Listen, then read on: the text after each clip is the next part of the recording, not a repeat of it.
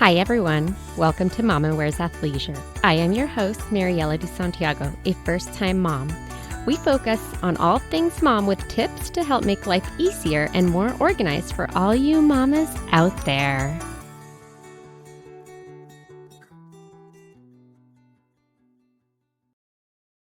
Hi, everyone. Today I'm here with Rori and Kelsey from Soulshine Birth, and we are going to be talking a little bit about how to prepare for the postpartum stage, which can be a very broad topic, but we're going to try to keep it very simple and narrow to the very basics of what is essential so that you can start that healing process. So this is also going to be a great episode for your partner, not just the birthing parent, to know how to support you. Hi, this is Kelsey, half of Soulshine Birth. We're so excited to be here today, so thank you for having us. We're really, really passionate about the postpartum period and educating and equipping families, especially during pregnancy. So if you are pregnant and listening to this, kudos to you. You're doing all the right things to prepare. We are Soulshine Birth. We are both birth and postpartum doulas. And what's unique about us is we're a duo. So I'm Kelsey, and we're also here with my doula partner, Rori. We make up just a wonderful collaborative team of actually beyond just us, 6 other doulas that have joined our team. We do birth and postpartum work as doulas. We are childbirth educators. We are postpartum and newborn care educators. We host blessing ways and mothers healing circles. We newly do placenta encapsulation. We mentor doulas. We do a lot for this community because this is our passion and our purpose. And we believe wholeheartedly in serving families during the perinatal period. And Rori and I, we've been doing this together for about 2.5 years officially, but we've been in the birth world much longer than that. So it's been a blessing to do this work together and serve families at every stage in their journey. Our mission is to change lives, empower families, and make positive birth outcomes reality. And we do this by providing tools, love, resources, all while creating your dream support team. Thank you. I love that you guys hit both the postpartum and the prenatal stage because it's so different, right? What you need as a doula or what you do to help somebody during that prenatal period is so different from what you would be able to do or what you do for somebody during that postpartum period. So if you don't know what either of them do, I do have an episode that talks about that and kind of goes over the different supports, which is amazing. So let's just go ahead and jump right in. So right after you have the baby, of course, we go through that physical healing process. So what does a mama need to start or to prepare for this process? And I know it's going to vary depending on the form of delivery, but what are the essentials for that postpartum stage? Yeah, that's a great question. We always say birth is a marathon. It's important to prepare the body starting in pregnancy. So whether that's exercising regularly for what feels good for you, that's different for everyone.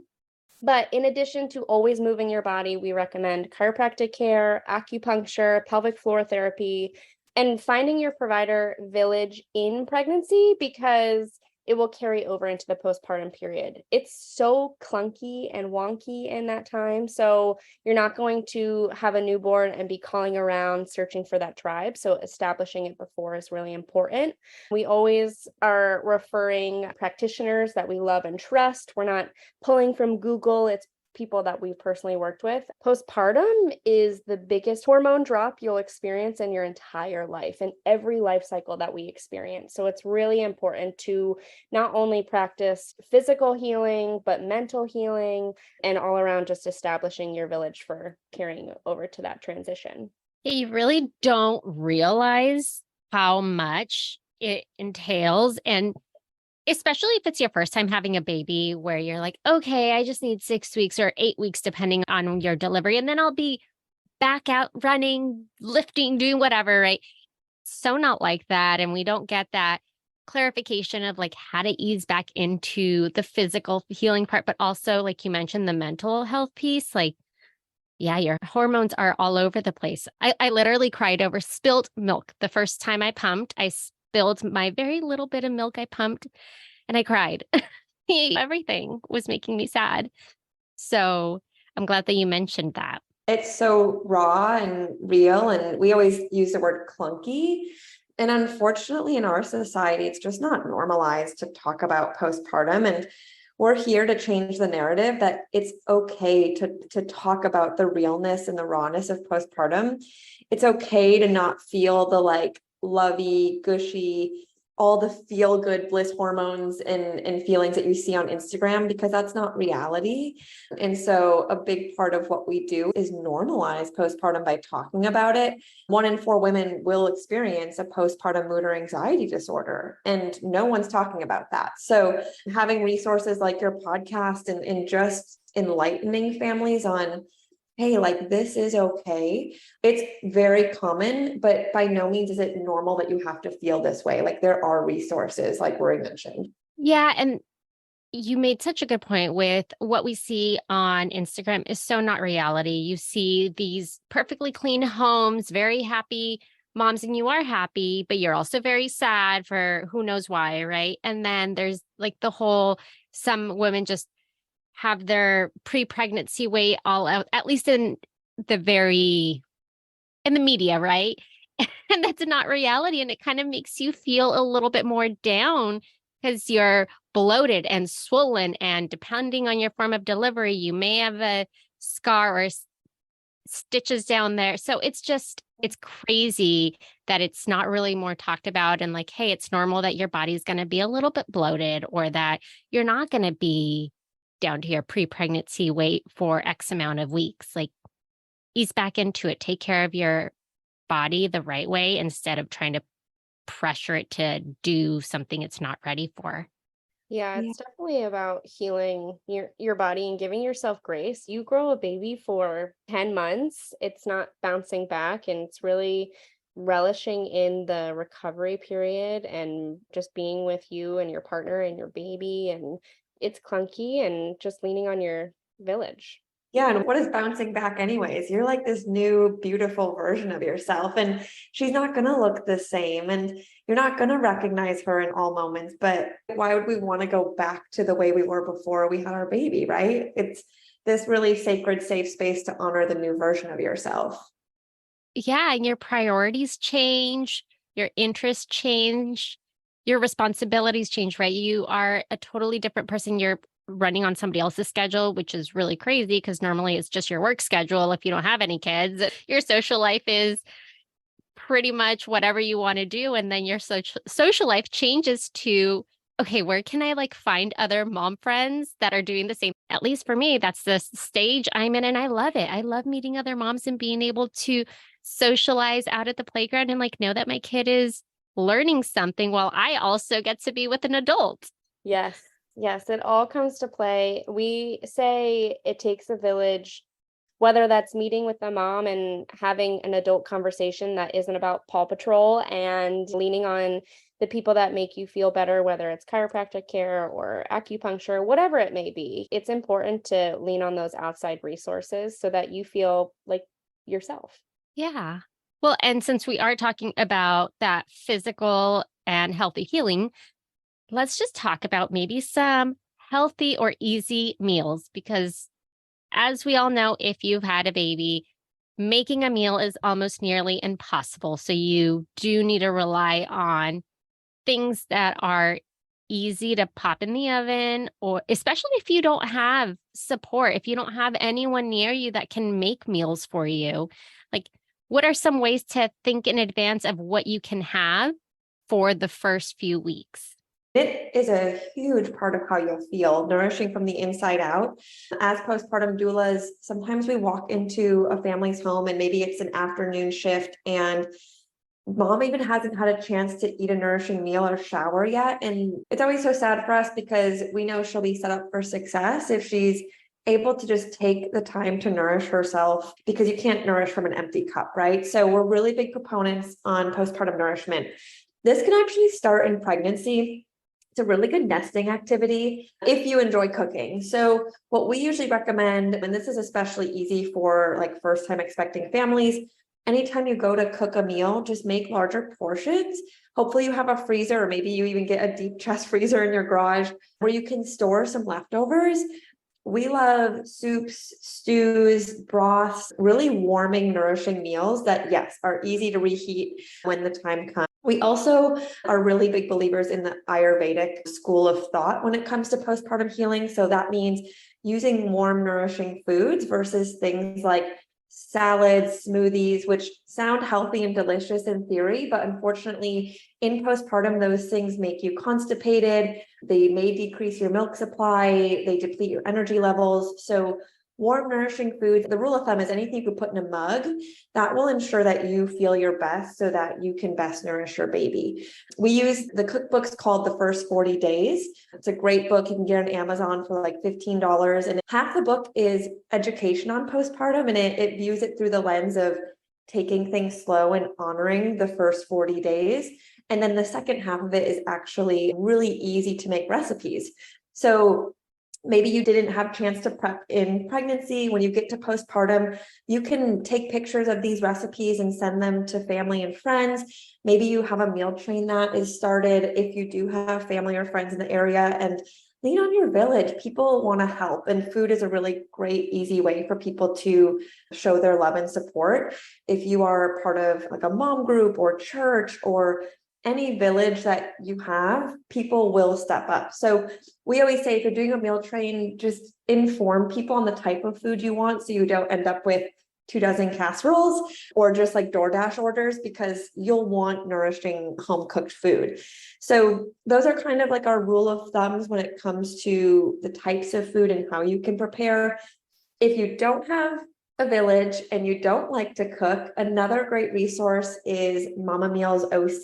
This is our dear friend Holly's company. Her and her husband Eric created it almost 2 years ago now. And these are Ayurvedic warming casseroles, soups, stews, all the things that we mentioned. They're all organic, they're gluten-free, and she even ships nationwide. So if you're listening to this and you aren't in Southern California, the food is shipped nationwide. So really amazing and a really wonderful resource. Hi, everyone. It's your host, Mariella. I wanted to thank you for listening and share some ways to show your continued support. You can rate and review on Apple Podcasts or Spotify. Share the show with friends and family. Buy me a coffee to help with the financial cost of running a podcast. Follow me on Instagram at Mama Wears Athleisure. And finally, subscribe to my newsletter. Thank you for listening. You made some things that kind of pop in my head instantly, like the DoorDash. When you eat out so often, you totally just start to feel it. So I could see how that wouldn't feel good if you're trying to heal and you're feeding a little one or trying to keep this little baby alive and the rest of your family and pets and whatnot. I definitely did try my best to prepare. So I probably made like 5 casseroles that I froze in advance, just with the thought of, I know I'm not going to be able to cook. And yes, I'm going to have help, but I'm like most women where you like to control things, even when you aren't able to because you don't feel great. You're like, no, I got it. I know you're here to help me, but let me just cook or let me just take over. It's hard. Yeah. So having something available to you, such a difference. Yeah, and when there isn't a plan in place, you often do what's easiest, right? You're like, oh, I'll just order from Panda Express, and that's not going to help anyone. So having a plan, having services or a meal train, that can go a long way in the healing and recovery, and just making it so that you can focus on recovery and not feeding all of the mouths in the house and so on. I know we touched on this a little bit on the mental health piece, but given that when you go for your postpartum check, you typically only get the questionnaire for postpartum depression, which isn't the only postpartum mental health that you can come across. So with this, trying to normalize that mental health is very, very real. What are some things that moms can do if they may think like, I don't have depression, but I'm scared to take my baby out or have that anxiety or any other sort of mental health issue, concern? How do we help them? What can they do to prepare? Yeah. And like Kelsey mentioned earlier, 1 in 4 women have a postpartum mood or anxiety disorder, and baby blues affects 80% of women. So it's there, it's the biggest hormone drop that we ever experience. So a lot of it is out of our control and it's hard. So we would recommend having conversations in pregnancy with your partner. You and your partner are a team. That's what's so important. And it's important to build the village and lean on them. So whether that be a mental health therapist that you see separately or together or both, and then ultimately surrendering and asking for what you need, that would establish things in pregnancy. Now, in postpartum, if you're feeling like something's up or you're not yourself or your partner is noticing some things, there is that online questionnaire that you just referred to that you get at the postpartum visit. And you can also talk in pregnancy about the warning signs to look for. Is she not wanting to eat? Is she not wanting to shower? Is there a lot of anxiety around who's holding the baby or where they're going out? It's also hard to say, hey, I think something's going on. So establishing those conversations in pregnancy and acknowledging that these things can happen. Mamas who do have a history of anxiety or depression are more likely to have a postpartum mood or anxiety disorder. Or if there's a major life event in pregnancy, something that can really shift the hormones as well. It's really hard to ask for help. And I think that the most courage is surrendering and accepting it. So really just asking for what you need. I really like that you gave that number 1 in 4 because it does bring into light that you really are not alone. Yeah. For the number of moms that you meet, it makes it easier to then think like out of 10 moms, that at least 2 of them will be going through something like this. And it just makes it a little bit easier to know that it is such a big number, especially if you are going through it. It's common, but not normal too. So we want to establish the help that you need to make you feel like yourself again and come back to who you are or who you are now as reborn into a mother. And it's okay to use the help. I think we always share too that asking for help is not failure. You do not have to suffer alone.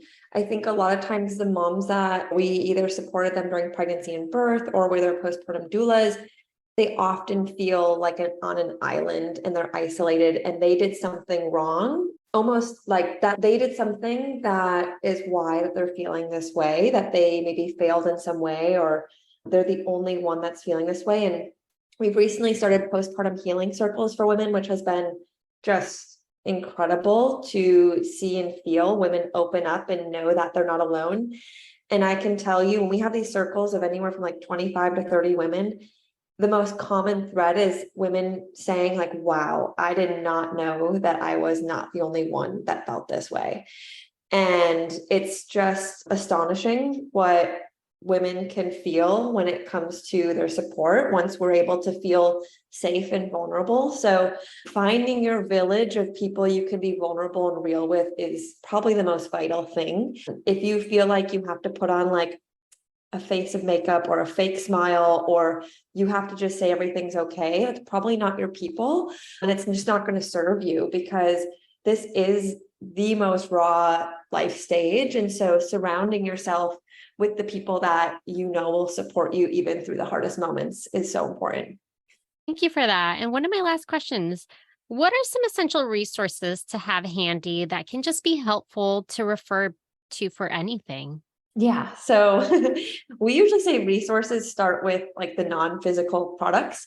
Rori already mentioned this. Our favorite resources, pregnancy and postpartum, are chiropractic, acupuncture, pelvic floor therapy, and lactation support, as well as talk therapists. So our biggest recommendation is establishing trusting relationships with providers that you trust in pregnancy. It's going to be much, much harder to establish these relationships in the clunky postpartum period. The last thing you want to do is like call around to figure out who's in network and if they're a good fit for you. So just know that most women are going to want these physical people in their circle to support their healing. So start that process early, and many of these practitioners will serve you well in pregnancy too.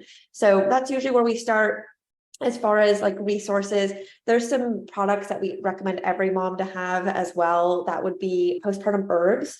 This can be used for your perineum healing, so you can do sitz baths or even to put in your peri bottle. We also love Wish Garden tinctures. These are really great to support your mood and your healing. There's like a baby blues blend. There's an after ease to ease some of that post-birth cramping. They have wonderful tinctures just depending on your needs. And then the other thing is Haakaa products. We love Haakaa products, especially for our breastfeeding mamas. They're affordable, they're easy to use, and they just support you in different ways as you breastfeed, whether it be the hand pump or like the ladybug milk catcher or the colostrum catchers. They have a wide variety of helpful products. Well, finally, my last question. Do you guys have any last tips, suggestions, or recommendations? Yes, we would say spend time planning for the postpartum period. We find that it often gets swept under the rug when it is the most important. Birth is 5% and postpartum is 95%. So just like you're planning the colors of your nursery, plan for your plan of action for postpartum so that you can enjoy and recover and just be in that transformational journey time.